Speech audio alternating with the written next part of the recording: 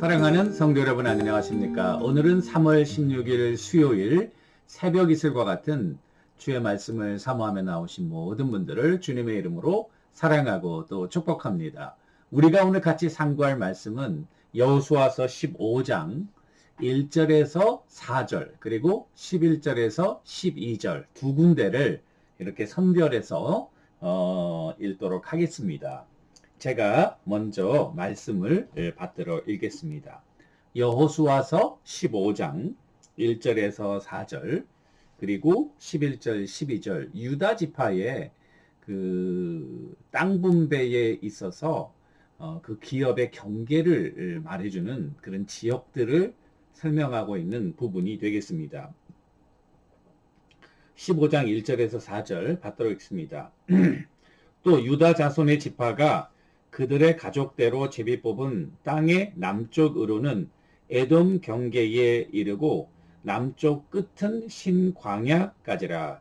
그들의 남쪽 경계는 여매의 끝, 곧 남향한 해만에서부터 아그라빈 비탈 남쪽으로 지나 신에 이르고 가데스 바네아 남쪽으로 올라가서 헤스론을 지나며 아달로 올라가서 돌이켜 갈가에 이르고 거기서 아스몬에 이르러 애굽 시내로 나아가 바다에 이르러 경계의 끝이 되나니 이것이 너희의 남쪽 경계가 되리라. 그리고 11절 12절 또 에그론 비탈 북쪽으로 나아가 시끄론으로 접어들어 바알라산을 지나고 얌느엘에 이르나니 그 끝은 바다며 서쪽 경계는 대해와 그 해안이니 유다 자손이 그들의 가족대로 받은 사방 경계가 이러하니라. 아멘. 이것은 우리에게 주시는 하나님의 말씀입니다. 13장부터 이제 땅을 분배하는 일을 시작하고 그리고 그 땅을 이제 각 지파별로 이렇게 나누어주는 정착에 관한 부분이 시작된다. 이렇게 말씀드렸죠. 13장에서는 요단강 동편에 있는 두 지파 반, 므낫세 반 지파, 그 다음에 갓, 루벤 지파를 이렇게 그 분배하는 그런 모습을 보여주고 있고요. 그거는 조금 가나안의 동쪽에 있기 때문에 이렇게 먼저 따로 다루는 것 같아요. 그 다음에 이제 가나안에 들어와 가지고 제일 먼저 나오는 사람이 바로 여분네의 아들 갈렙의 이야기였습니다. 그니스 족속이면서 유다 지파의 대표로 정탐에 참여했던 자이고 이 갈렙이 가나안 정복에 기여한 공은 굉장히 정말 놀랄만한 그런 기여를 하고 있죠.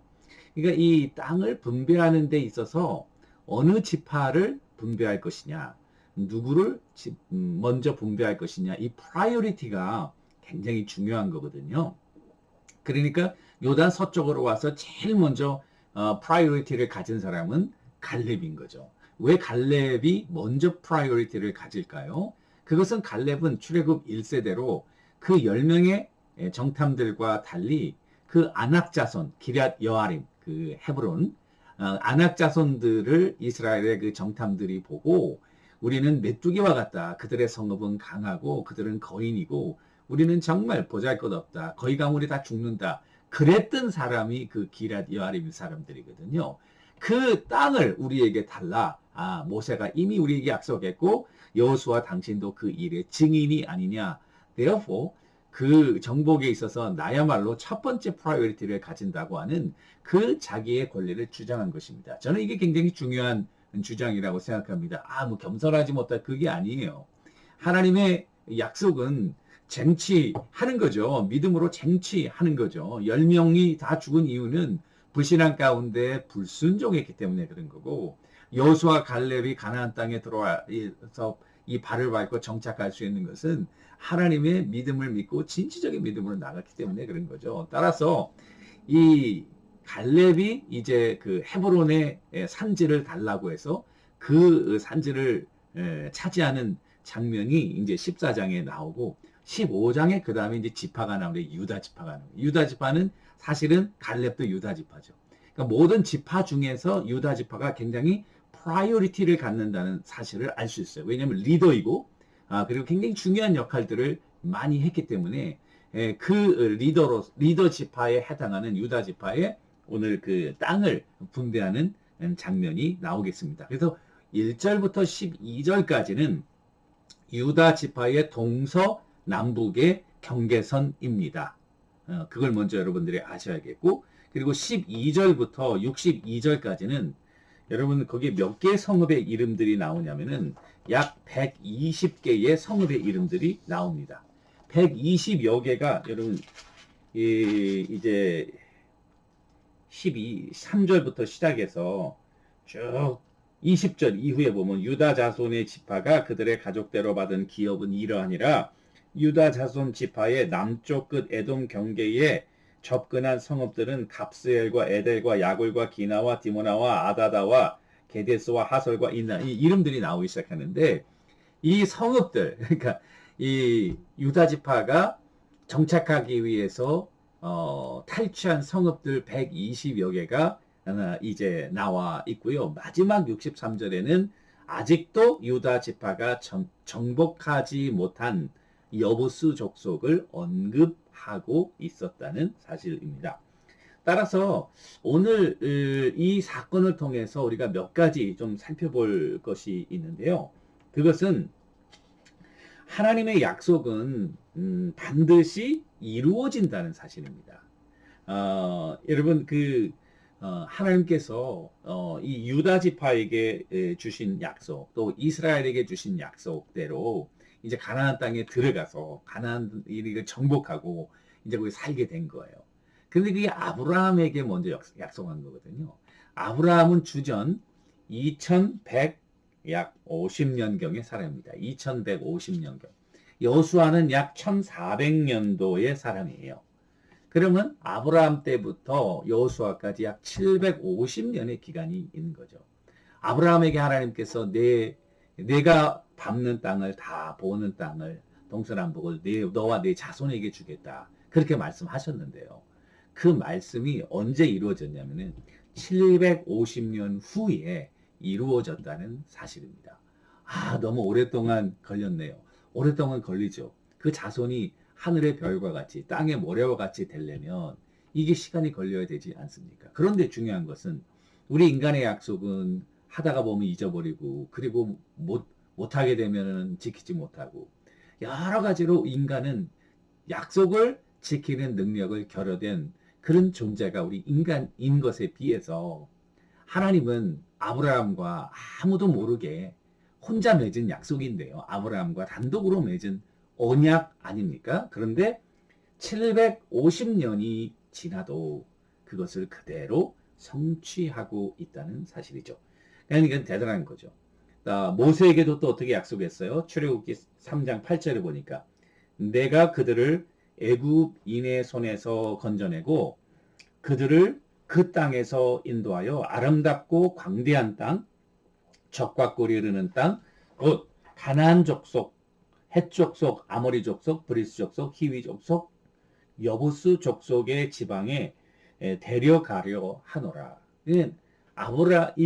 먼저 이니셜리 아브라함에게 약속을 했고 그 다음에 모세에게 약속을 했고 그 약속이 여호수아에게서 이루어졌다는 사실이죠. 그러니까 참 하나님은 신실하신 분이다. 그리고 하나님의 한 번 하신 약속은 반드시 이루어진다는 사실을 여러분들과 내가 이 이스라엘의 역사에서 다시 한번 확인할 수 있는 거죠. 여호수아서 21장 43절 이하에 보면은 여호수아가 이제 마지막으로 고백하는 장면이 있는데요. 여호와께서 이스라엘의 조상들에게 맹세하여 주리라 하신 온 땅을 이와 같이 이스라엘에게 주셨으므로 그들이 그것을 차지하여 거기에 거주하였으니 중약하고 여호와께서 이스라엘 족속에게 말씀하신 선한 말씀이 하나도 남음이 없이 다 응하였더라. 저는 이 하나님의 말씀이 또 하나님의 약속은 시간과 환경에 관계없이 반드시 이루어진다. 저도 하나님께 기도하고 하나님이 저에게 약속을 주시고 시간이 지났지만은 반드시 이루어진다.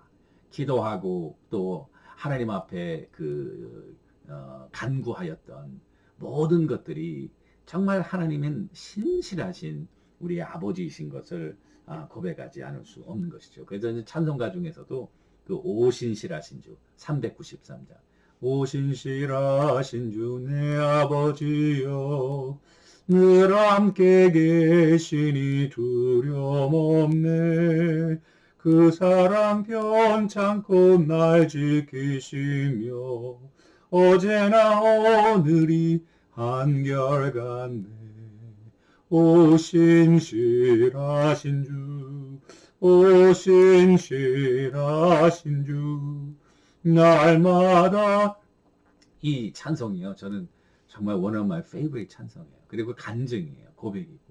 이것은 저만의 간증과 고백과 찬송이 아닌 바로 여러분의 간증이고 고백인 줄로 믿습니다. 그리고 이와 같은 하나님의 신실하심은 하나님의 약속은 그냥 가만히 있어가지고 아무것도 안 하고 이루어지는 것이 아니라 진취적인 믿음을 통해서 이루어진다는 거예요.